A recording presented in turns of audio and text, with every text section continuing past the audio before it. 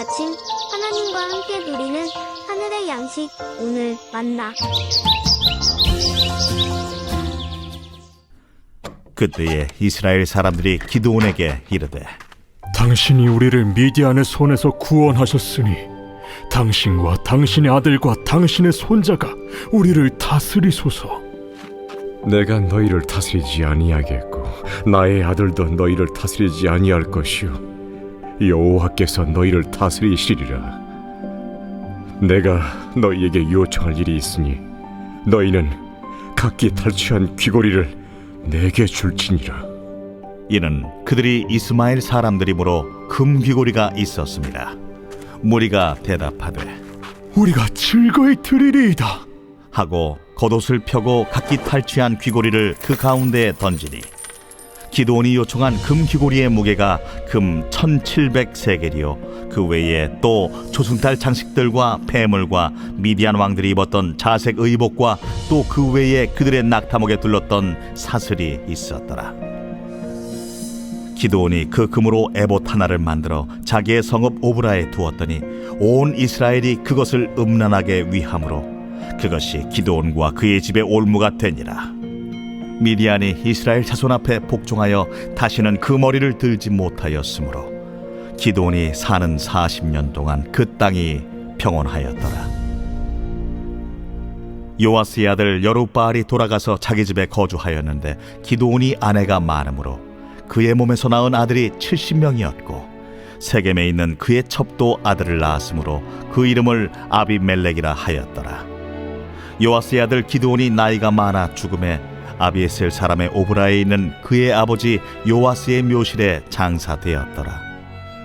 기드온이 이미 죽음에 이스라엘 자손이 돌아서서 바알들을 따라가 음행하였으며 또 바알 브릿을 자기들의 신으로 삼고 이스라엘 자손이 주위의 모든 원수들의 손에서 자기들을 건져내신 여호와 자기들의 하나님을 기억하지 아니하며 또 여룹바알이라 하는 기드온이 이스라엘에 베푼 모든 은혜를 따라 그의 집을 후대하지도 아니하였더라.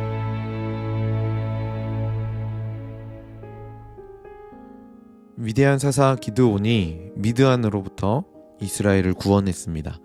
기드온으로 인해서 이스라엘의 평안이 찾아왔던 거죠. 그래서 이스라엘 백성들은 자신들을 구원한 기드온을 이스라엘의 왕으로 삼고 싶어 합니다. 22절에 보면 이렇게 얘기하죠.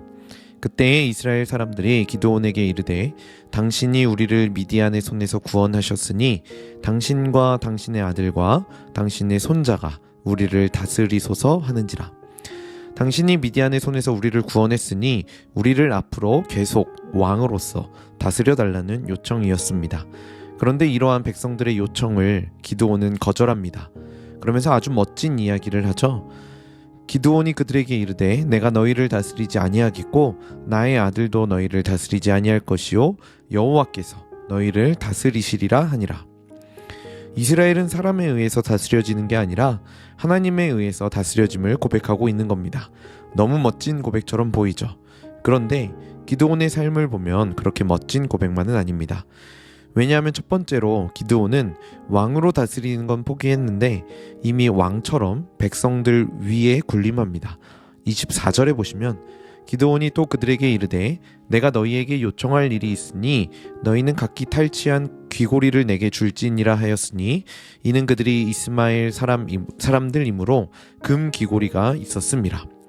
탈취한 금 귀고리를 자신에게 바치라고 요구하고 있는 것이죠. 무리들은 그런 기드온의 요청에 아주 기뻐하며 반응합니다.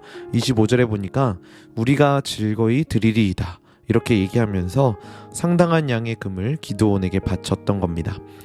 그리고 두 번째로 기드온은 자기 성읍을 위하여 에봇을 만듭니다. 원래 에봇은 대제사장이 입는 것으로 하나님의 뜻을 묻기 위해 입는 옷이었습니다. 원래 에봇은 공적인 의미를 가지고 있는 것이었죠.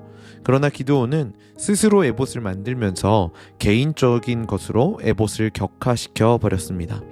어떤 신비적인 요소를 갈망하던 백성들에게는 이것을 가볍게 여기는 틈새를 제공한 것이 되어버렸죠. 더 나아가 백성들이 에봇을 음란하게 여기는 데까지 나아가 버렸습니다. 종교적인 영역의 일들까지 간섭하고 다스리려는 왕이 아닌 왕 같은 모습의 기드온의 모습을 우리는 보게 되죠. 그리고 마지막으로 세 번째로 기드온은 자신의 아들의 이름을 아비멜렉이라고 짓습니다. 31절에 보시면 세겜에 있는 그의 첩도 아들을 낳았으므로 그 이름을 아비멜렉이라 하였더라. 이 아비멜렉이라는 의미는 나의 아버지는 왕이십니다 라는 의미를 갖습니다. 본인은 왕이 아니라고 여호와께서 왕이 되신다라고 고백하면서 자신의 아들의 이름은 아비멜렉이라고 짓는 모순된 모습을 보여주고 있는 것이죠. 이스라엘 백성들은 자신들에게 왕이 세워지면 안전하다고 생각했습니다. 그리고 에봇과 같은 것들이 자신들에게 있으면 그것이 곧 하나님의 복을 받는 통로라고 생각했습니다. 그런 백성들의 요구에 부합해서 기드온은 자신은 왕이 아니라고 이야기했지만 이미 기드온은 왕이었던 겁니다. 심지어 이런 기드온의 욕심은 자신의 아들인 아비멜렉에게 그대로 전승됩니다.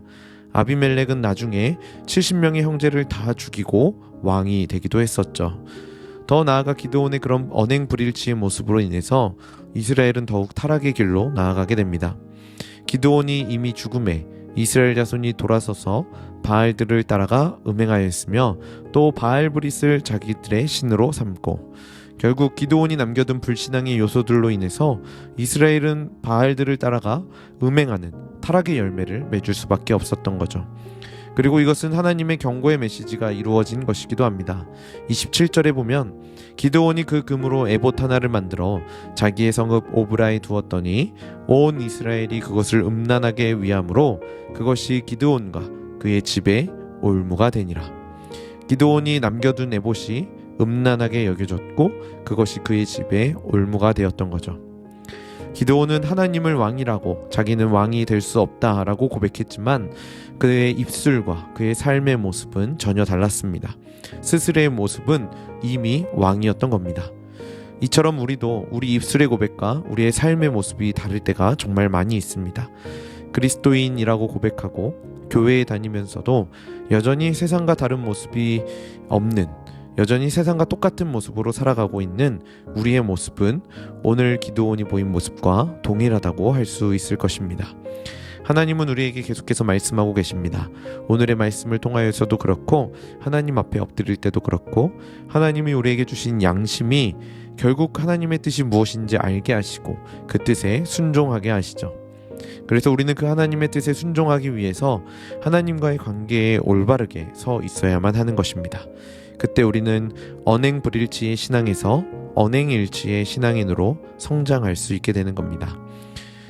하나님을 더욱 사랑하고 하나님을 더욱 바라보며 하나님의 말씀에 더욱 순종하여서 하나님 안에서의 진정한 안식을 누리시는 우리 성남제일의 모든 성도님들 되시길 주님의 이름으로 간절히 축복합니다.